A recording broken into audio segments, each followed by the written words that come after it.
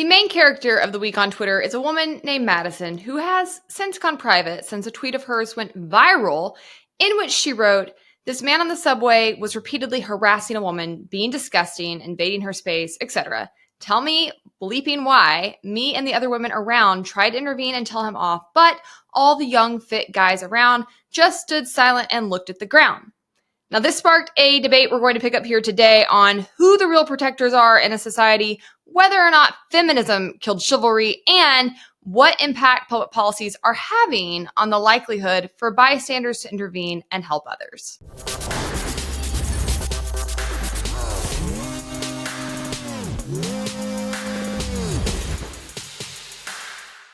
First, I'm Hannah Cox with Base Politics. Welcome to my channel where I bring you my politically homeless takes on politics and culture. Before we dive in today, make sure you like the video, subscribe to my channel if you have not already, and of course, ring the notification bell so you never miss one of my episodes. All right, so I am excited to have this conversation because I've had a hypothesis on this matter for some time, which is that women are the true and natural protectors in a society. Stay with me. I'm gonna back this up. So first I will say, because apparently for where the average IQ is on the internet, it's necessary to, I guess, say this every episode.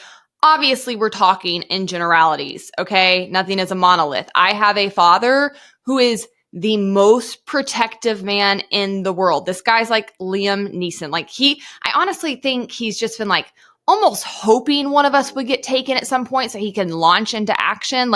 He watches my location on his phone like it is Fox News. When my sister studied abroad for, I think it was a month during college, he bought my mom a 3-week trip to the same country where she was studying in so that he could just happen to overlap with her. He drove to Nashville when I was 29 years old because I had a flat tire and he didn't want me to take a shuttle to meet him at the Atlanta airport for a trip we had planned. So he drove 6 hours to come get me and then drive me 4 hours back to the Atlanta airport because he didn't want me to get on a shuttle by myself. So yes, some men are protective, but coming from that environment into adulthood was quite shocking for me, particularly when I started dating, because obviously if you have a good relationship with your dad, a healthy relationship with your dad, you're often looking for many of the attributes that he has in other men. And I guess actually, even if you have a crappy dad, I feel like a lot of times women are looking for many of the attributes of their father and other men. But anyways, we'll table that. So as I started dating, it was really important to me that whoever I was with was also protective. That made me feel loved. That made me feel taken care of and secure. And I just kept finding that the majority of men I interacted with were simply not. I was the one that was more likely to own a pew-pew and know how to use it. I was the one that was more likely to speak up if something was happening around me that was wrong or unjust. I was the one that was more likely to be hey, did you get home okay? And worry about people's safety. And as I started to observe this, I also started to notice that it was mostly women around me who were the ones that were doing the same, right? It would be women, if I was out at a bar and a guy was being creepy or harassing me, that would actually stand up and tell him off and push back, right? They'd form a wall around you. It was women in public spaces. I distinctly remember being in an airport when I was 20 or 21 and this older guy really trying to talk me up and hit on me, and this other woman who was seated behind me on the plane be "Excuse me, are you okay? Is he creeping you out?" Just fully inserting herself. And I was "Yes, thank you." It's women who, when I have been lost or uneasy in an unfamiliar place, will walk with me and get me to my destination or put me in a cab. So anecdotally, I have noticed this actual thing in effect over and over and over in my life. And I want to point out that fortunately, I have never, knock on wood, been in a violent incident or in a natural disaster. So what I'm talking about more is when you're going through the day-to-day course of your life, and maybe things have not escalated up to here yet, but there are situations where you were being made to feel unsafe, where it could escalate.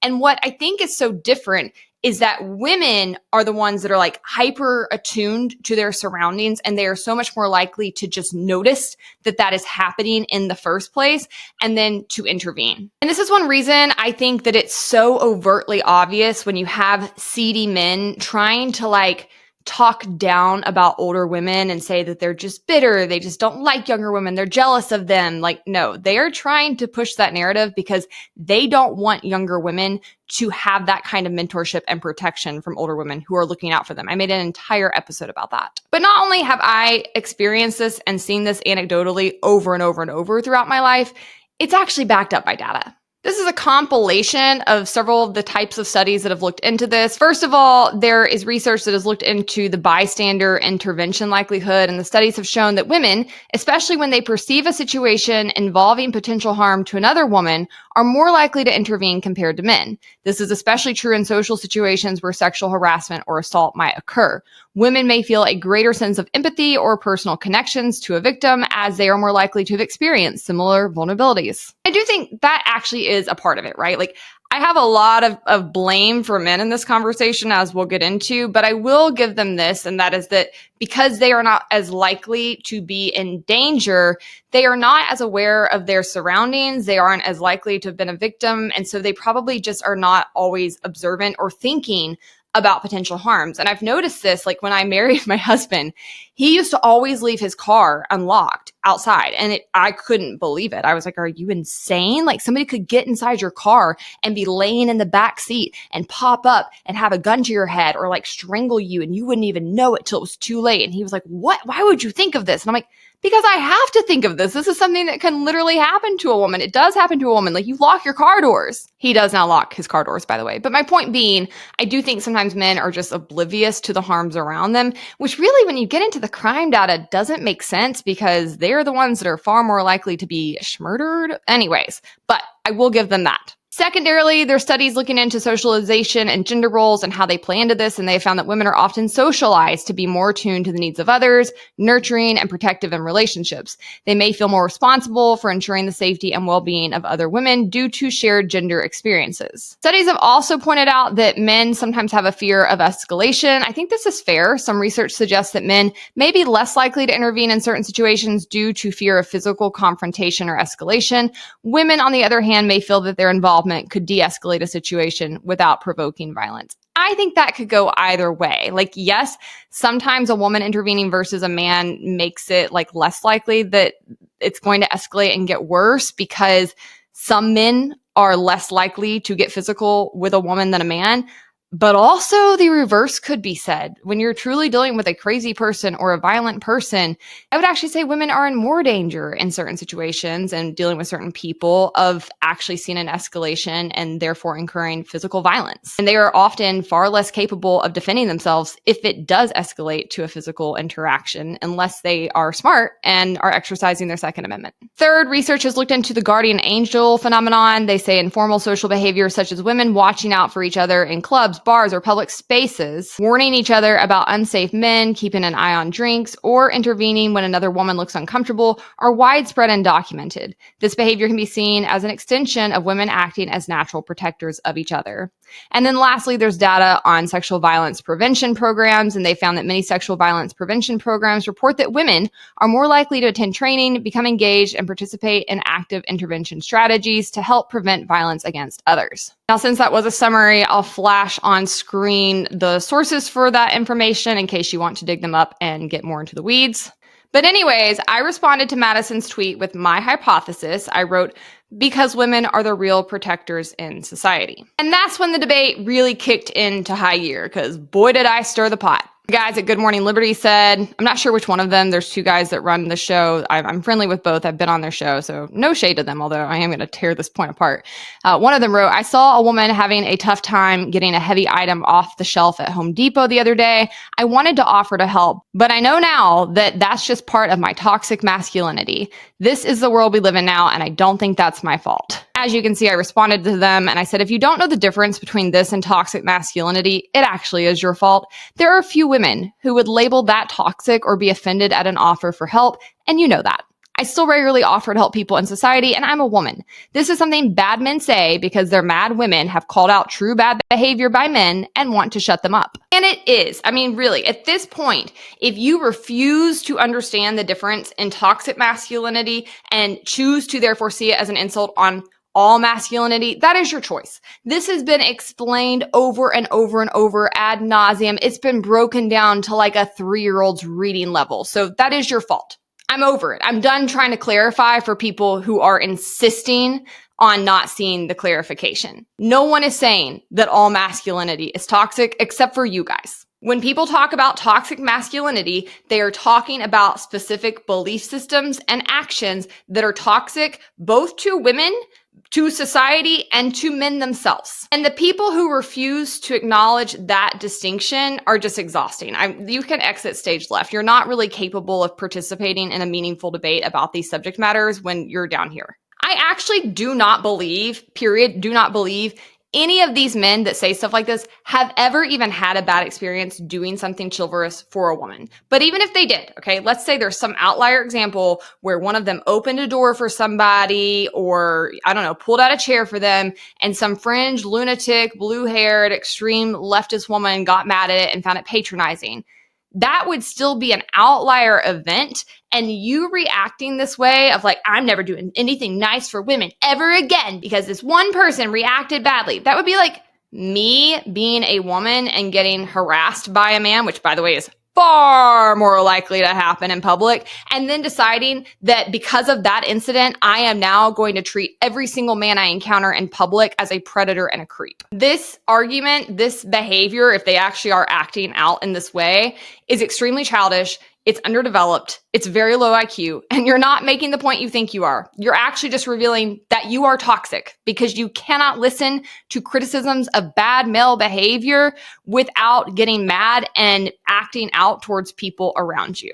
Another person responded to me and said, no, because women have made it abundantly clear that chivalry is dead and they wanted it that way. No good deed goes unpunished and men by and large are sick of punishment. I said, no, they haven't. They've made it abundantly clear they're sick of sexual harassment, violence, and men that treat women badly. Like, be for effing real. Like, what punishment have men received for chivalry? I'll wait, because they haven't. Most women appreciate small graces and manners, and also most women still offer them freely when out in society. I swear these people need to log off immediately and go outside. Go take a plane ride. I do that several times a month. And guess what? Both men and women are helping each other get their bags down, put them up. Go to an event. You will still see people letting people cut them in line, pulling out chairs for one another. Normal people are still functioning normally out in society. You are not. And really, I know a lot of women, okay? I have a huge audience with a lot of women in it.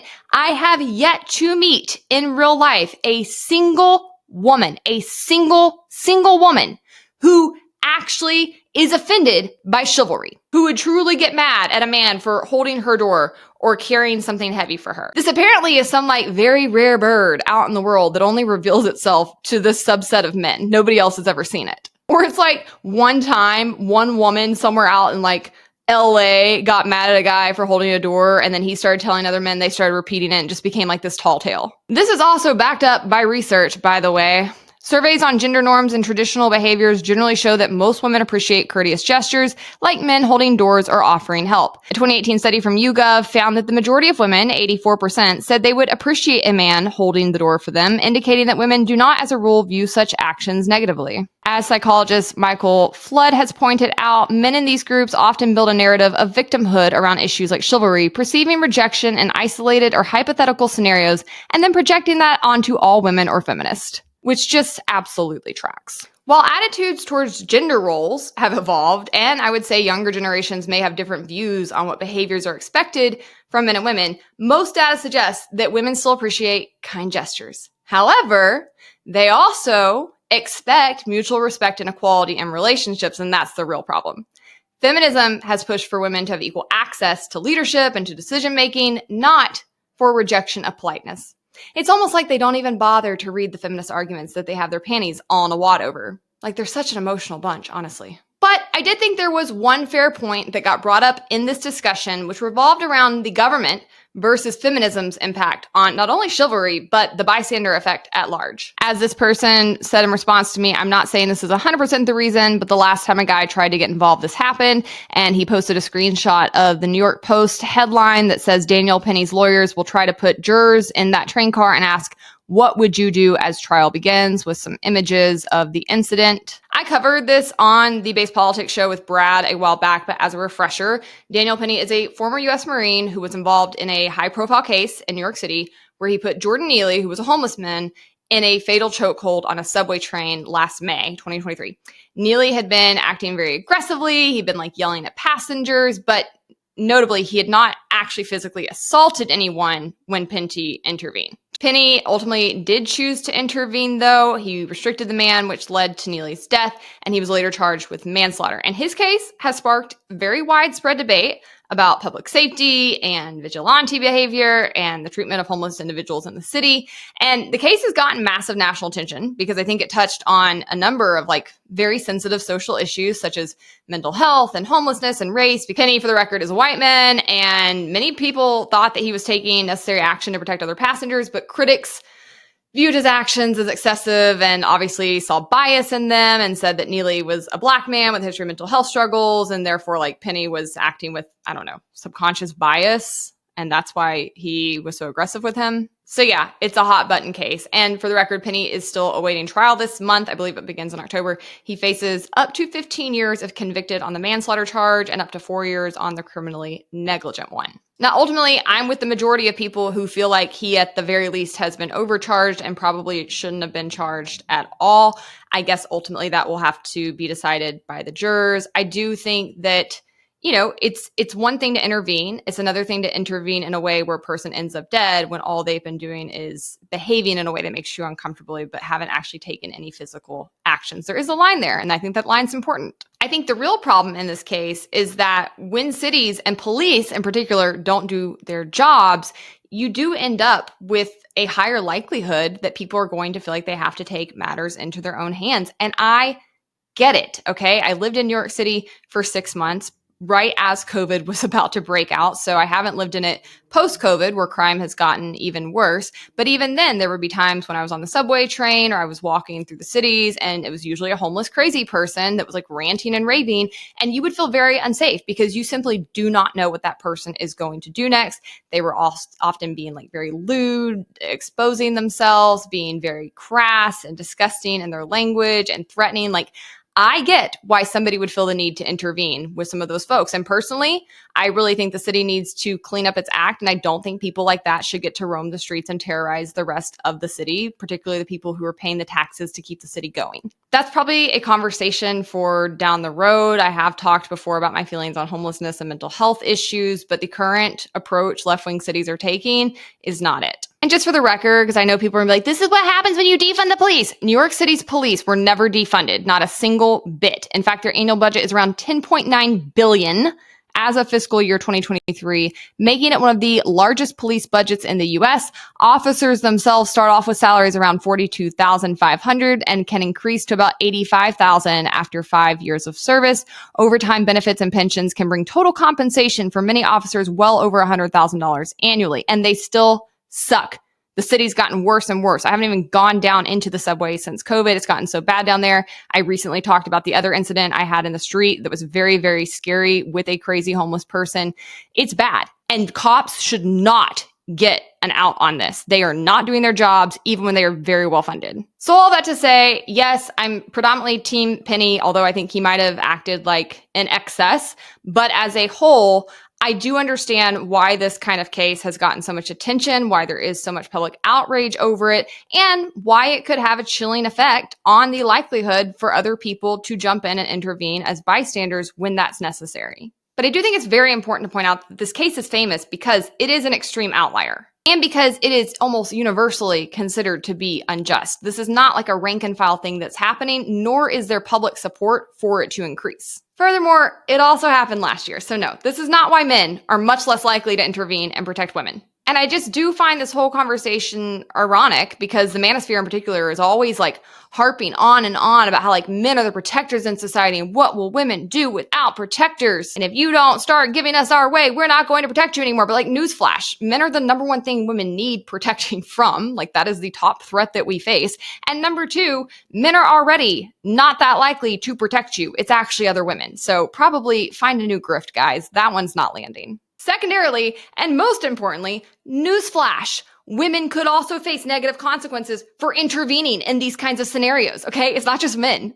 And yet women are still more likely by far to do so anyways. And not only could women potentially catch rogue charges, they actually have a higher likelihood of being physically harmed by a man who is acting irrationally or in a threatening way in public. So I'm not having this at all. And neither was my friend Allie on Twitter. She wrote, a lot of men claiming Daniel Penny are the reason they don't intervene to help women also did not help women before Daniel Penny. Quit taking credit for what you would never have done. We all remember how people acted prior to last May, and it wasn't much different. Obviously, it is vitally important that our laws not only protect, but promote the right to self-defense for yourself and for others. No, we do not want vigilantes, but the ultimate truth is police will rarely be there in time to save you when it counts. Policing is failing as an institution in this country in drastic ways that we need to talk more about, particularly on the right. But for the meantime, women need to arm themselves and be ready to stand up and protect themselves, protect each other, because judging by the stats and the tweets, men are not going to help you. All right, guys, I hope you liked this episode. Make sure you like the video, subscribe to my channel if you've not already, and if you want even more content, you can follow me on Instagram, Twitter, or TikTok.